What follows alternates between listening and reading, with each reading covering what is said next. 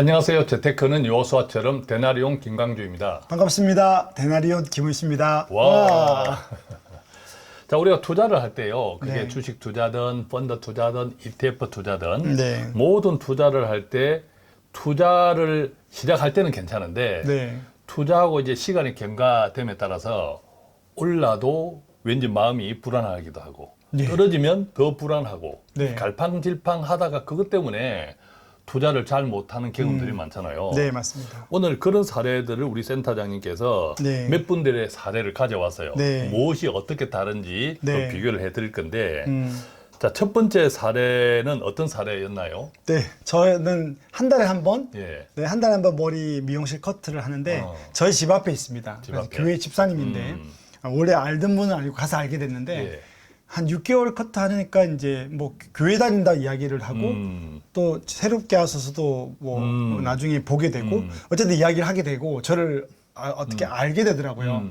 그러면서 이제 하시는 말씀이 투자를 할 줄 모르는데 예. 좀 찝어달라. 그래서 내가 찝어주는 건 없다. 그러면 크게 손해 안 보고 안전한 걸 해주겠다. 그래서 ETF는 어려우니까 뭘 하나 찝어달라. 그래서 제가 애플을 소개를 해드렸거든요. 앰플은 또 다 아니까. 아, 애플 정도는 다 아니까. 그래서 휴대폰이 네. 뭐냐 그러니까 아이폰 쓴다고 그래서 삼성이었으면 삼성을 했을 텐데 애플을 샀죠. 네. 애플을 샀다. 네. 애플을 샀는데 그러면 애플에 투자하기 시작한 때가 언제부터예요? 2021년 투자를 코로나 어떻게 때. 했나요? 예컨대 네. 목돈 1,000만 원 한 방에 들어가나요? 어, 목돈이 있다면? 아닙니다. 그래서 아니고 어떻게?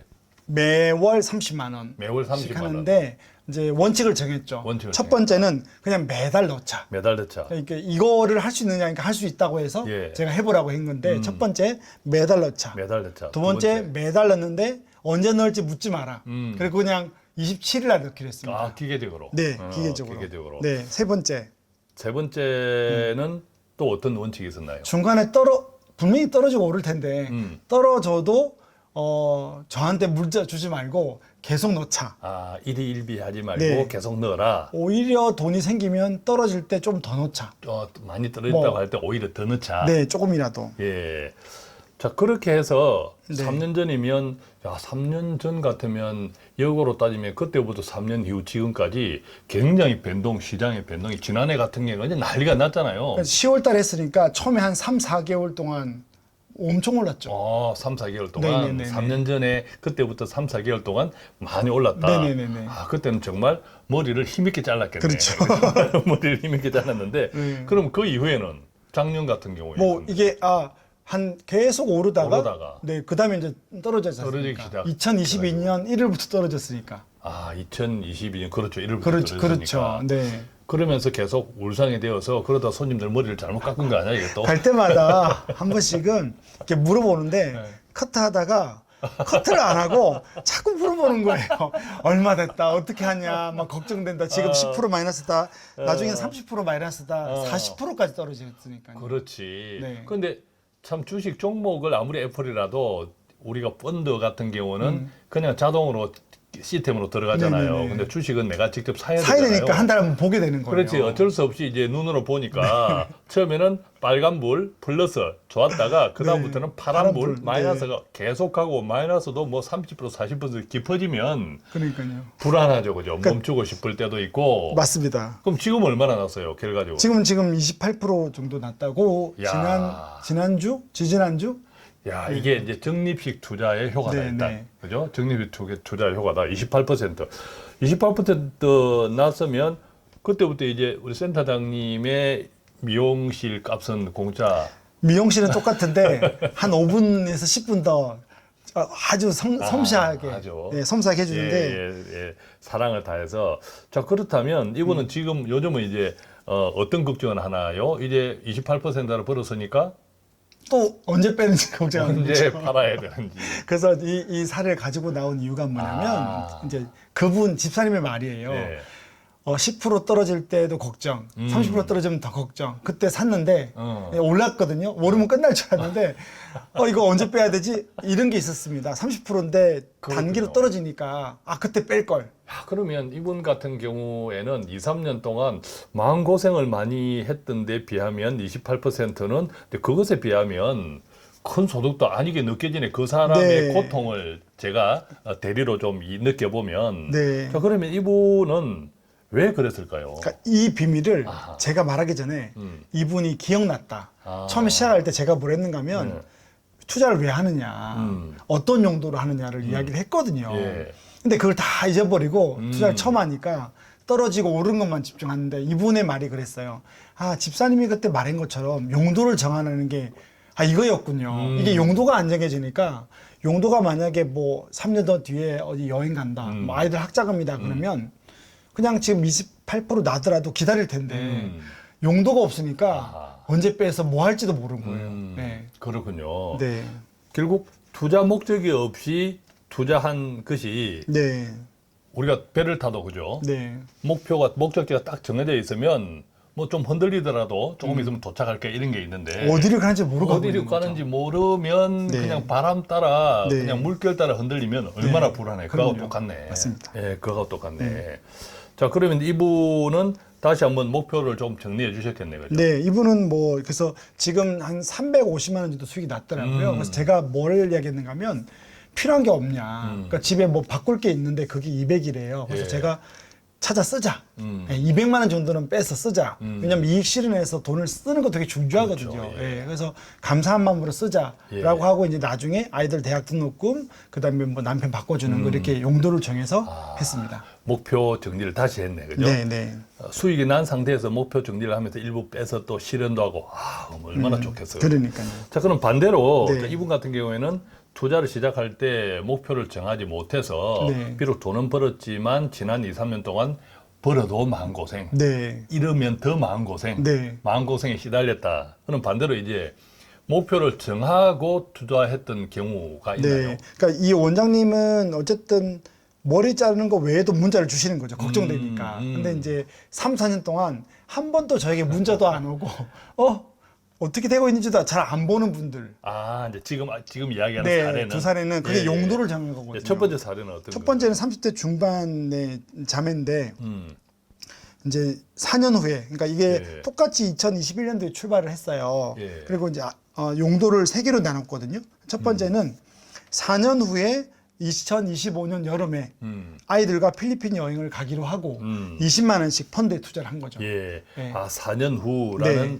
목적 기간, 투자 기간을 정하고 네. 그다음에 아이들과 필리핀 여행이라는 돈의 용도를 정했네. 그죠? 네. 그다음에 매달 얼마를 20만 넣을 원씩 거야라고 하는 이제 자동으로. 투자 금액을 정하고 네네. 이렇게 시작했네. 그러다 보니 중간에 또 좀 떨어지더라도 신경도 안 쓰고 아직 여름이 안 됐으니까 예. 네, 지금 또 수익이 좀 낮다 그러더라고요. 어느 예, 정도. 예. 근데 아직까지는 2년이 남은 거죠. 그렇죠. 25년 여름이니까 앞으로 2년 남았네. 네, 이 정도는 물어봐요. 2년 뒤에는 원금은 지키겠죠? 이런 거는 물어보는 거죠. 지킬 것 같아요. 네, 제가 볼 근데, 때는. 예, 네. 지난해 엄청 안 좋아졌잖아요. 네네. 그 시기도 다 넘어요. 또 적립식이니까. 네, 그렇죠. 예, 앞에 우리가 미용실 원장님의 사례도 적립식이었으니까 맞습니다. 많이 수익이 난 것처럼 네. 예, 틀림없이 수익이 나지 않을까라는 기대가 납니다. 그죠? 네. 예. 자, 그러면 또 다른 어떤 분 또 사례가 하나 있나요? 있죠. 예. 40대 집사님 같은 경우는 더 세밀하게 구분을 했거든요. 이제 투자 목적이나 기간 이런 것들을 더 세밀하게 네, 정했다. 매월 들어가는 돈도 있고 목돈도 있었거든요. 매달 일단 들어가는 돈을 얼마 들어갔나요? 30만 원씩 30만 원. 네. 자, 이것은 어떤 목적이었나요? ETF를 사서 예. 10년 뒤에 자녀 대학 자금으로 했던 거죠. ETF는 10년이면 ETF는 어떤 ETF였나요? QQQ를 했습니다. 아무래도 QQQ는 변동성이 좀 높은 거잖아요. 네네네. 10년이라는 시간이니까. 근데 QQQ 자체를 매달 이분이 사면 비싸거든요. 예. 그게 3, 40만 원 가니까. 그래서 국내 이제 ETF 미국 상장된 그렇죠. 예, 국내 상장된 QQQ ETF 네, 추종하는 한 5만 원 정도 그러니까 따라가는. 그래서 이거 가지고 10년이니까 23대 지금 한 3년 됐거든요. 그러니까 다 한 3년, 4년 됐는데 그렇군요. 평균적으로 아직도 7년 남았으니까 예. 마음이 편안한 거죠. 예, 월 30만 원 QQQ에 월 적립식으로 했으면 지금 손해 본 것은 아닌 것 같아요. 지금 수익 났습니다. 예, 수익이 났겠다. 예, 요 근래 좀 올라서 수익이 맞아요, 많이 맞아요. 났습니다. 예. 네. 자, 그다음에 또 월 30만 원 하고 네. 또 다른 투자 목적을 가지고 한 게 있었나요? 네, 10만 원 가지고 월 10만 원. 네, 아. 10만 원 가지고 5년 후에 남편 자전거 사주기로. 남편은 좋겠다. 5년 후가 이제 결혼 20주년이고 예, 했는데 결혼이. 그 제가 그랬어요. 아니 10만 원이면 원금만 따져도 600인데 예. 자전거 무슨 600만 원 하냐고 내가. 그러네. 네. 예. 조그만 차도 사겠는데. 그러니까요. 중고차도. 예. 근데 이번에 이제 자전거를 좋아하고 이렇게 아. 사이클 우리 하는 로드 요즘 자전거라고 센터 하던데. 다님도 자전거에 좀 빠지기 저는 시작했다. 중고 하나 따릉이를 샀는데 예. 예, 너무 로드가 근데 그런 것들을 20주년이면 괜찮은 것 같아요. 10만 원씩 모아서. 예. 네. 20주년에 앞으로 5년 후 월 10만 원 네. 자전거 남편 자전거 사주는 목표. 자, 네. 분명하네 그죠? 분명하죠. 예, 분명하네. 네. 자, 이렇게 이제 두 가지는 월 적립을 했고 아까 네. 목돈으로 하는 것도 있을 텐데. 네, 목돈도 2,500만 원 2,500만 원. 정도가 들어왔고요. 예, 이것도 이제 그럼 용도가 뭐냐 그러니까 4천만 원 정도 차를 사고 싶은데 2,500만 원을 4천만 원으로 만드는 것이 일단 목표네. 아버님께 받은 차가 한 3년 됐는데 한 5년은 타지 않을까라고 생각을 하시더라고요. 예. 그러니까 5년 뒤에는 좀 새 차를 타고 싶은 거죠. 예. 네, 5년 그러면 뒤에는 그럼 투자 기간은 5년. 예. 지금 종잣돈 일시 투자는 2,500. 네. 그다음에 용도는 자동차 바꾸는 것. 네, 목표는 4천만 4천만 원. 원. 근데 이제 그 이야기를 했죠. 선명하다. 만약에 이제 한 2년 뒤에 4천만 원 됐다.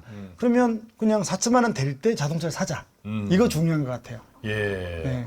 꼭 5년이 안 되어도 네. 더 중요한 것은 이제 자동차를 사는 것이 목표고 그렇죠. 그 목표 금액이 4천만 원이니까 네. 5년 되기 전에 2,500만 원을 투자한 것이 4천만 원이 되면 네. 3년 지나도 네. 그때는 빼서 목표를 실현하자. 저는 그런 편입니다. 뭐 예. 3년 뒤에 만약에 4천만 원이 됐는데 내년에 6천짜리를 기대하다가 또 떨어질 수 있으니까 감사하게 목표가 설정되면 그냥 그거를 실행하는 게 중요한 것 같습니다.